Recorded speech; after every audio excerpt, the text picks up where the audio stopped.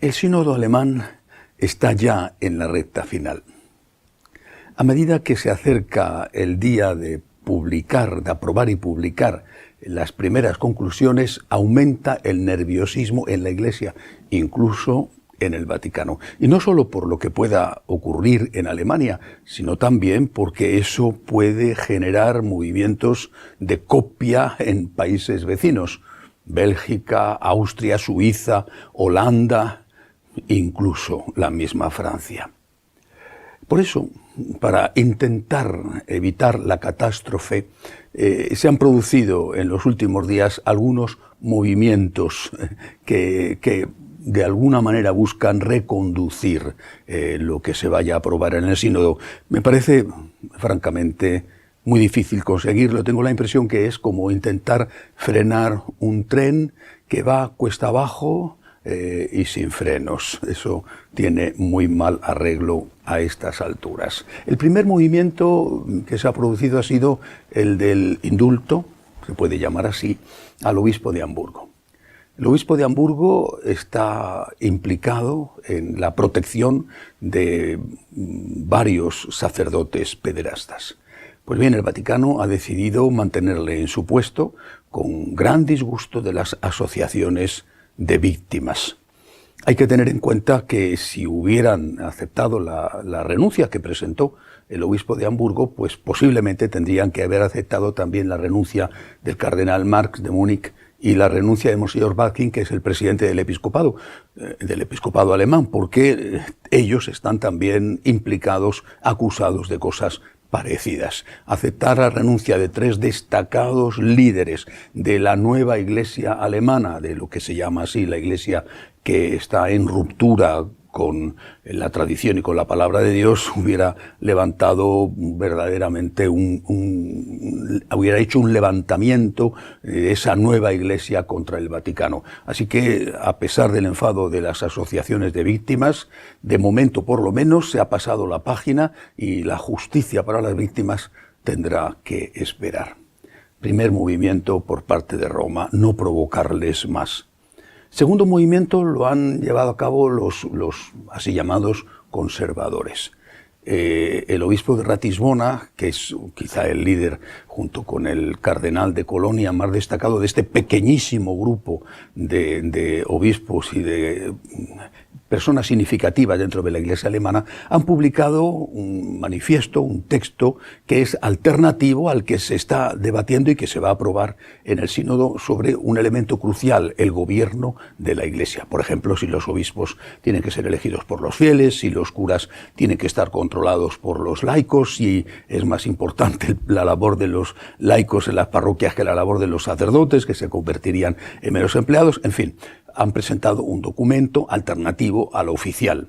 Uno de los que han elaborado este documento, un teólogo alemán, ha dicho que el documento oficial, lo ha dicho claramente, es herético.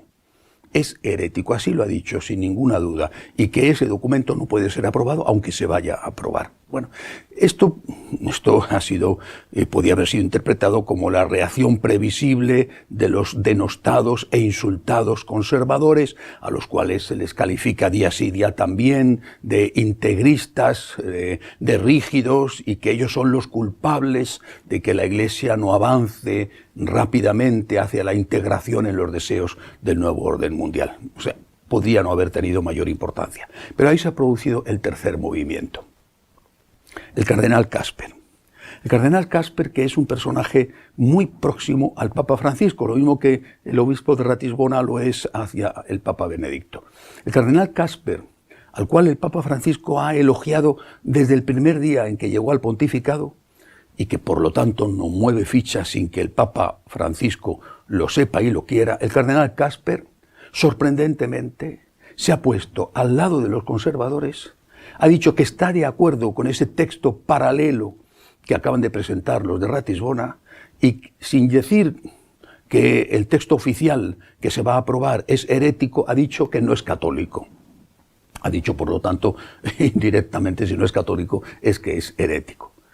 Kasper apoyando a los conservadores y en contra del sínodo alemán. Esto es una verdadera revolución. ¿Qué hay detrás de todo esto? Pues yo creo que lo que hay detrás sencillamente es miedo. Mucho, mucho miedo. ¿Por qué? Esta semana, coincidiendo con estas cosas, salía un estudio, creo que puede tener una base, pero estas cosas, por supuesto, no son fiables al 100%, pero me parece que como línea orientativa es fiable.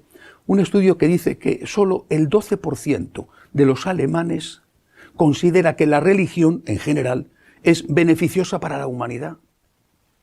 Y en ese 12% de los alemanes, que están incluidos los católicos, los protestantes, los judíos, los musulmanes, solo un 12% de los alemanes ve la religión positiva para la humanidad. Esto es demoledor. Y esto indica claramente que después de todo lo que llevan haciendo para adaptarse al mundo, han fracasado. Si solo el 12% considera que lo que están haciendo las religiones, incluida la católica, es positivo para el mundo, significa que estos que están promoviendo el cambio, los de la nueva iglesia, los que dicen que todo empieza desde ahora y que hay que estar en ruptura con todo lo anterior, palabra de Dios y tradición, estos han fracasado.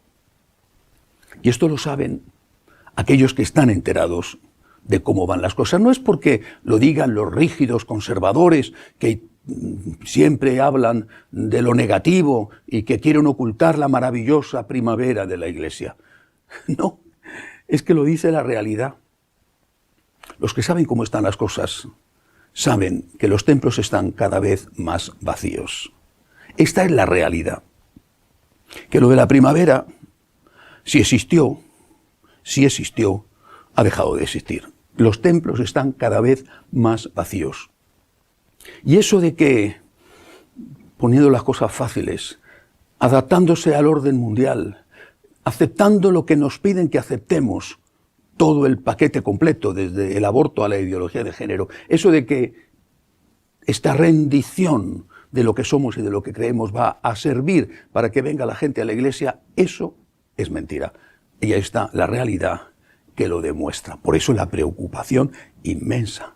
Porque ya, en este momento, no se trata de si interpretamos el concilio en clave de ruptura o en clave de continuidad. Es que a la inmensísima mayoría de los bautizados eso le da lo mismo. Hace unos años, la Iglesia Católica era una minoría. Hoy la Iglesia Católica es irrelevante. No digo en todo el mundo, sí en Occidente. Es irrelevante en Alemania. Si solo un 12% del conjunto de los alemanes piensa que la religión es útil. Es decir, el 88% dice que no sirve para nada la religión en Alemania. Pero es que seguramente habrá cifras muy parecidas en toda la Europa del Norte. No serán tan radicales en Estados Unidos, pero allí han llegado ya, según los últimos datos, a que los ateos son proporcionalmente el mismo número que los cristianos o los creyentes de cualquier religión que practican su religión. Esto en Estados Unidos, o de Latinoamérica, la reserva de la Iglesia. Oiga, usted paséese por Latinoamérica y se dará cuenta de la gravísima crisis que vive la Iglesia allí. Los jóvenes han desertado en masa. Y lo mismo está ocurriendo con las élites culturales, los universitarios, o la clase media y clase media alta. Sí, es verdad que gracias a Dios, afortunadamente queda África, pero muy poco más. La crisis es espantosa incluso en la Europa del Sur, que fue siempre un sitio donde la Iglesia estuvo más presente, más arraigada. Se avanza rapidísimamente a la imitación de la Europa del Norte. Quedan los reductos de la Europa del Este todavía, afortunadamente. La situación es gravísima. Las iglesias que están vacías y cada vez están más vacías. Insisto, éramos una minoría, hoy somos irrelevantes. A la inmensísima mayoría de la gente le da exactamente igual lo que haga la Iglesia. Incluso, probablemente, también le da lo mismo si desaparece. A la inmensa mayoría, no digo a todos, a la inmensa mayoría, incluyo en esa inmensa mayoría a los católicos bautizados. Esta es la situación y esto demuestra que esta nueva Iglesia ha fracasado, que no han conseguido, con sus rebajas ya aplicadas, toleradas en su aplicación, no han conseguido frenar el declive en que ya estaba inmersa la Iglesia y que con ellos se ha acentuado. Solo hay una solución que nos dé un rayo de esperanza. Una solución que vengo planteando desde hace mucho tiempo y que tengo la impresión de ser una voz que habla en el desierto. Esa solución es la unidad. En esta crisis espantosa, en esta situación de irrelevancia, donde ya la inmensa mayoría pasa totalmente de nosotros, en esta situación solo tenemos un mínimo de futuro si estamos unidos. La unidad no puede hacerse, y eso es lo que se ha demostrado durante todos estos años, la unidad no puede hacerse si no es en torno a la palabra de Dios y a la tradición. La nueva Iglesia ha fracasado. Tienen que reconocerlo, lo reconocen, lo saben, aunque públicamente no quieran admitirlo. Parar las conclusiones del sínodo, como está intentando a toda costa el Vaticano, parar eso lo veo muy difícil, porque la propia estructura sinodal ha hecho que el control ya no esté en manos de los obispos, sino que está en manos de los laicos. Eso, insisto, es como un tren que va cuesta abajo y que va sin frenos. Muy difícil, por no decir imposible, que eso se pare. Pero al menos servirá para demostrar que la nueva Iglesia es un fracaso absoluto. Tenemos que estar unidos. Solo la unidad es nuestro motivo de esperanza. Tenemos que estar unidos en torno a Cristo, a su palabra y en torno a la tradición, entendida como hay que entenderla. Una tradición abierta al futuro, pero que no va en contra del pasado. O unidad o desaparición. La nueva Iglesia ha fracasado. Hasta la semana que viene, si Dios quiere.